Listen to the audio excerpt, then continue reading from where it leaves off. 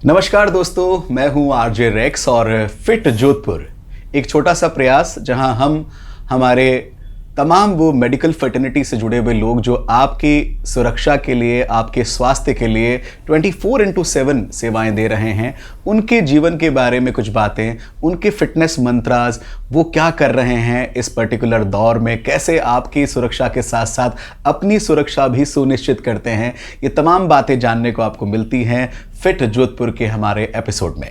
आज के हमारे एपिसोड के खास मेहमान हैं डॉक्टर अरुण वैश्य जी। किसी इंट्रोडक्शन की आवश्यकता नहीं है, बहुत बड़ा नाम है हमारे शहर का। एंड डॉक्टर मोना वैश्य जी।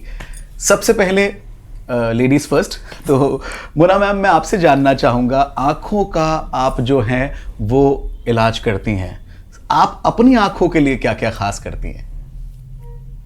खाने पीने का ध्यान रखना, हरी सब्जियां वगैरह खाना, मोबाइल वगैरह बहुत ज़्यादा, जैसे सबके लिए भी होता है क्योंकि अभी आजकल डिजिटल दौर चल रहा है तो मोबाइल बहुत ज़्यादा यूज़ कर रहे हैं लोग, मैं भी यूज़ कर रही हूँ। तो उसमें कुछ चीज़ें हैं जो मैं आपको बताना चाहूँगी कि एवरीबडी शुड फॉलो इट। एक तो यही कि मोबाइल देखते वक्त कंटिन्यूस घूर घूर के काम नहीं करना है। उसमें एक 20-20 का रूल होता है कि एवरी 20 मिनट्स के बाद 20 सेकेंड्स के लिए 20 फीट की दूरी पे देखें, beat a laptop, beat a mobile, और मतलब पास का कुछ भी अपन कर रहे हैं। एक तो ये चीज़ बहुत इंपॉर्टेंट है आज की तारीख में। मतलब 20-20 सिर्फ क्रिकेट में नहीं है, आपकी आंखों के लिए भी 20-20 बहुत मैटर करता है। 20-20-20 का रूल है ये। एक तो ये चीज़ है, तो like posture should be is very important, है ना। Diet is very important, diet बहुत इंपॉर्टेंट है। और यही है कि आइज़ का चेकअप एवरी ईयरली, बच्चों का चेकअप 1 ईयर में कराओ, और आफ्टर 40 सबका एडल्ट का भी चेकअप होना चाहिए। और अन्य कोई डिजीज़ है जैसे like I am pre diabetic, तो यही है कि डायबिटीज़ के हिसाब से भी आंखों का चेकअप रेगुलर होना चाहिए for everybody. This is for everybody. हाँ, और डॉक्टर साहब, आपकी भी ये सारी चीज़ें मैम की सलाह के अनुसार होती रहती है समय समय पर, आंखों का checkup and diet and everything? देखिए, मैं आपको इसमें एक्चुअली एक थोड़ा सा डिफरेंट, मेडिकल साइंस से थोड़ी सी डिफरेंट बात करूंगा जी। कि जब एक आदमी की एक शादी होती है तो उस समय उसके 7 फेरे लिए जाते हैं जी। तो 7 फेरे में आपने कसम खाई होती है, तो 7 फेरों में एक फेर ये कहता है कि जो आपकी धर्मपत्नी जो आपको कहेगी वो करना पड़ेगा। तो मैं आई से रिलेटेड अगर ये कुछ मेरे को सलाह देती हैं तो मेरे को वो फॉलो तो करना ही है। पत्थर की लकीर है वो जी। मतलब आप लिख लीजिए कि दुनिया में हर जो पति है वो अपने पत्नी की राय 110% मानता है, और आज अरुण सर ने भी इस बात को साबित कर दिया है जी। तो अब हम अरुण सर से बात करते हैं जो कि एमडीएम हॉस्पिटल में ऑर्थोपेडिक डिपार्टमेंट के हेड हैं। मैं एमडीएम हॉस्पिटल के अंदर जो है हमारी 2 यूनिट्स हैं और सबकी अपनी अपनी यूनिट्स हैं। बेसिकली मैं एमडीएम में आप ही मान सकते हो कि मैं वहाँ पे हेड कर रहा हूँ डिपार्टमेंट को। तो हमारा डिपार्टमेंट को 2 में डिवाइड किया, पर हेड ऑफ द डिपार्टमेंट अलग होता है, और एमडीएम में मैं सीनियर मोस्ट हूँ। अच्छा, हम बात करें फिट जोधपुर हमारे इस मिशन की, तो हमारा सबसे पहला जो सवाल होता है जिस भी मेडिकोज से हम मिलते हैं कि आप अपनी फिटनेस के लिए क्या करते हैं, क्योंकि आप दोनों का जो जॉब है वो 24/7 है। आप अपनी फिटनेस के लिए क्या करते हैं मैम? सबसे पहले आपसे। मेरा एक रूटीन है, भले मैं रात को कितने बजे भी सोऊं, but I get up at 6 o'clock in the morning. I don't even need an alarm. Alarm बोलता है रोज, पर उससे पहले मैं उठ ही जाती हूँ यूजुअली। और 6 बजे उठ के मैं फ्रेश होके इसके बाद में आई हैव टी, और उसके बाद फिर मैं वही होता है कि आई ट्राई कि भाई डॉक्टर साहब भी मेरे साथ चलें, हम वॉक करके आएँ। तो वॉक करना सुबह, लाइक वी ट्राई कि 5 days a week तो एटलीस्ट आधा पौन घंटे के लिए वॉक करना ही है। एनी स्पेसिफिक किलोमीटर या सिर्फ नहीं, हाफ वो किया हुआ है, लाइक जो हम लोग चक्कर लगाते हैं उसमें हम लोग काउंट करते रहते हैं कि इतने स्टेप्स हो गए, 4,500 के आसपास स्टेप्स हो जाते हैं। अराउंड 5,000। तो वी ट्राई कि भी 5 दिन हफ्ते में करना ही है। Okay, तो अर्ली मॉर्निंग बिफोर गोइंग, क्योंकि 9 बजे निकलना होता है तो उससे पहले ही करना बेटर रहता है। रोज सुबह आपको भी वॉक करनी चाहिए, जैसा कि हमारे फेवरेट डॉक्टर्स कर रहे हैं। डॉक्टर साहब, आपका फिटनेस मंत्रा या क्या विशेष करते हैं आप अपने आप को फिट रखने के लिए? मैं कई बरसों से आपको ऐसे ही देख रहा हूँ एकदम। नहीं, वो है कि लाइफ में नियंत्रण और लाइफ में आपको कैसे चलना है वो आपका बहुत ज़रूरी है। जिस तरीके से मैडम ने बताया कि समय से उठना, समय पे अपनी एक्सरसाइज करना, समय पे अपनी डाइट लेना, और डाइट आपकी कैसी होनी चाहिए, बैलेंस डाइट होनी चाहिए। Diet should have everything into it. It should have proper proteins, it should have proper fat, it should have proper carbohydrates, and it should be rich in nutrients. Basically ये है। Secondly जो है exercise is a very important aspect, और जो सबसे important बात जो मैं समझता हूँ वो ये है कि आदमी को खुश रहना बहुत ज़रूरी है, भले कितनी भी विपदाएं हैं कितने भी हों। और जैसे मैं आपको बताऊंगा कि मैं रोज़ हॉस्पिटल जाता हूँ तो सुबह मैं चार्जड अप होके जाता हूँ, मेरी फुल एनर्जी के साथ जाता हूँ। मैं जब वापस आता हूँ तो मेरी एनर्जी का लेवल काफ़ी लो हो जाता है, but I make it a point कि the next morning when I get up I am fully charged up and when I reach to my working area I am with full energy. ये तो मैंने भी personally notice किया है कि sir operation theatre में भी अपनी टीम को मोटिवेट करते रहते हैं और स्माइल के साथ अपना जो भी काम कर रहे हैं। ये बहुत अच्छा मंत्र है ज़िंदगी में कि आप जो कुछ भी कर रहे हो लाइफ में उसे खुशी के साथ में कीजिए। कई बार हम अपना कंपैरिजन शुरू कर देते हैं कि इसको मैं ऐसा करता तो ऐसा कर लूँ क्या, उनसे बाहर आने की बहुत ज़्यादा ज़रूरत है। बहुत अच्छा मंत्र सर आपने बताया। मैम मैं आपसे जानना चाहूँगा कि खाने पीने का जैसे आपने जिक्र किया और हम जोधपुर वासी हैं, जोधपुर वासी को खाने का बहुत शौक होता है, तो ऐसा कोई ऐसा फूड है जो जोधपुर का आपका बड़ा फेवरेट है but just because of diet management आप उसे अवॉइड करते हो? वो तो गुलाब जामुन ही कहूँगी सिटी की गुलाब जामुन। हाँ दैट इज लाइक हम लोग एक थोड़ा ट्राई करते हैं लाइक वंस एवरी वीक एक दिन ऐसा करते हैं कि नो स्टार्च डे। उस दिन हम लोग स्टार्च नहीं खाएंगे लाइक तो कोई भी नहीं, कोई रोटी नहीं, कुछ नहीं। उस दिन सिर्फ या तो बीन्स खाओ या दालें खाओ या फिर जैसे डॉक्टर साहब एग लेते हैं तो एग खा लो। इस तरह की चीज़ें ही खाते हैं उस दिन। ब्रेड और नो कार्बोहाइड्रेट्स। स्टार्च डे नहीं, sorry, carbohydrates, no carbohydrates. No carbohydrates, तो that is once a week. Okay. और ये जो जोधपुरी फूड है, कभी अगर सामने आ जाए किसी पार्टी में, फंक्शन में तो खाती हैं, अच्छे से खाते हैं। अच्छे से। आपका जोधपुरी फूड फेवरेट कौन सा है? मेरे लिए मिर्ची बड़ा मेरे को बहुत अच्छा लगता है। और वैसे तो नमकीन भी बहुत खाता हूँ मैं। मेरी तरफ से कोई रेस्ट्रिक्शन नहीं है because I am not suffering from any disease, touch wood by God's grace. So I take namkeen, I eat sweets, and to tell you frankly Rex, before coming to Jodhpur I was never taking any sweets because मेरे को कोई मिठाई पसंद नहीं थी. Okay. But once I tasted sweets of Jodhpur, then only I started. You become a fan of that. So yeah, as of now I am taking everything. There is no restriction. तो जब आप किसी patient को कहते हैं कि तुम्हें मिर्ची बड़ा नहीं खाना है, नमकीन नहीं खाना है, तो कितना दुख होता है? नहीं, वो देखिए मैं ऐसा कहता नहीं हूँ कभी भी किसी को। मैं कहता हूँ आपको डाइट पे कंट्रोल रखना है, रिस्ट्रिक्शंस रखनी है, and whatever you're eating if you can burn out then there is no harm. You can have a mirchi bada but you have to burn it out.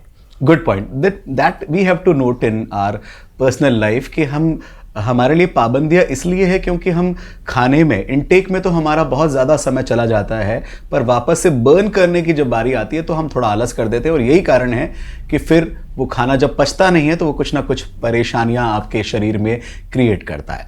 अब मैम आपके एक्सपर्टीज़ की बात करूं तो आप कितने समय से नेत्र चिकित्सा में अपनी सेवाएं दे रही हैं? 95 ऑनवर्ड्स देख लो, 95 अक्टूबर से के बाद से. तो अभी वर्तमान में कहाँ पर आपका ओपीडी रहता है? अभी आई एम वर्किंग इन एक चक्षु चिकित्सा सेवा समिति है, उनका एक ब्रांच है प्रताप नगर, वहाँ पर वर्क कर रही हूँ. तो I was working in the city hospital पहले, जो शहर के अंदर पुराना चांदी हॉल कहलाता है, तो उसमें 25 साल काम किया. और अभी 1.5 साल से उन्हीं का ब्रांच है प्रताप नगर टेम्पो स्टैंड के सामने, वहाँ पर 1.5 साल से सेवाएं दे रही हूँ. तो वो एक संस्था का हॉस्पिटल है, तो वहाँ पे बेसिक हमारे पास काफ़ी कुछ, सब कुछ अच्छे से, मतलब जो अपडेटेड कैटरेक्ट सर्जरी और सब कुछ कर रहे हैं हम वहाँ पर. ओके. और इसके अलावा कोई आपका ओपीडी टाइमिंग है? बाकी शाम को घर पे कुछ थोड़ी घंटा भर के लिए, बहुत ज़्यादा नहीं, बट मंडे टू सैटरडे? हाँ, Monday to Saturday. Okay. And what about you sir? I am in government service since 1996 और my first posting was from Jodhpur. Since then मैं डॉक्टर्स एंड मेडिकल कॉलेज के साथ ही जुड़ा हुआ हूँ.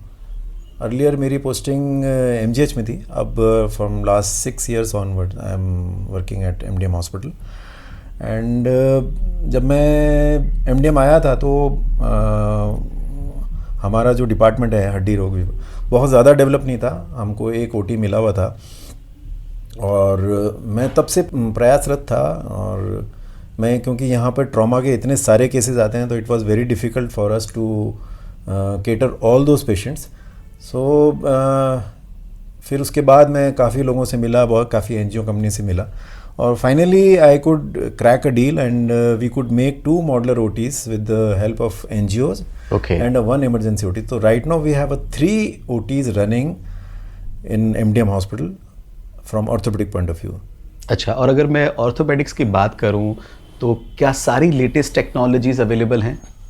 करीब करीब हमारे पास आज की तारीख में हम हर तरह की सर्जरी कर रहे हैं। हम स्पाइन सर्जरीज कर रहे हैं, हम हिप सर्जरीज कर रहे हैं, हम रिप्लेसमेंट, कूल्हे का रिप्लेसमेंट, घुटने का रिप्लेसमेंट,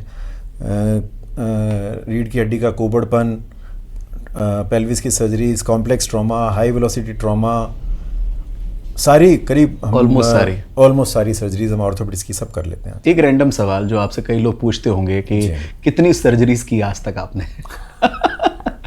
कभी गिन तो नहीं पाया हूँ मैं आज तक। अप्रोक्सीमेटली मैं आपको ऐसे आइडिया दे सकता हूँ कि मेरी यूनिट में करीब 150 सर्जरी पर मंथ हो जाती हैं। ओह, तब तो आंकड़ा बहुत बड़ा हो गया। उस हिसाब से हजारों में चला गया।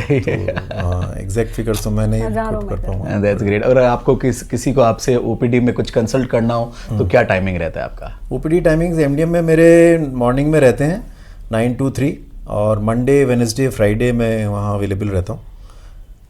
और ये जो मौसम अभी वर्तमान का है सर, एक तरफ पैंडमिक है, एक तरफ ठंड लगातार बढ़ रही है, तो ऐसे में आप, हमारे जो व्यूवर्स हैं, उनको आपकी क्या सलाह है, कैसे वो अपना शरीर का ध्यान रखें? पेंडेमिक के हिसाब से ऑर्थोपेडिक पॉइंट ऑफ व्यू से तो कोई इशू है नहीं, पर ठीक है, पेंडेमिक में जैसा पिछले 2 साल से हम लोग जो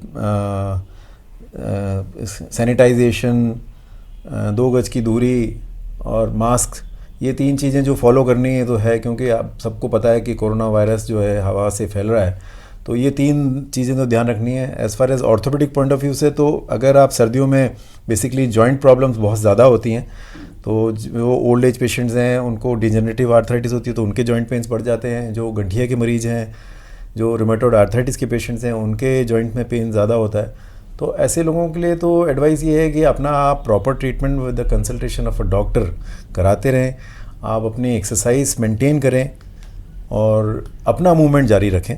अगर आप मूवमेंट्स जारी रखेंगे, एक्सरसाइज जारी रखेंगे, प्रॉपर डाइट रखेंगे, तो मैं नहीं समझता कि आपको कोई प्रॉब्लम इशू आएगी। अच्छा सर, पोस्ट कोविड भी कई सारे सिम्टम्स निकल कर आए हैं, तो ऑर्थोपेडिक्स में भी ऐसा कुछ हुआ है? हाँ, ऑर्थोपेडिक्स में भी पोस्ट कोविड में ये देखने को मिला है कि जो कूल्हे की हड्डी है उसके अंदर एवेस्कुलर नेक्रोसिस एक बीमारी होती है, जिसके अंदर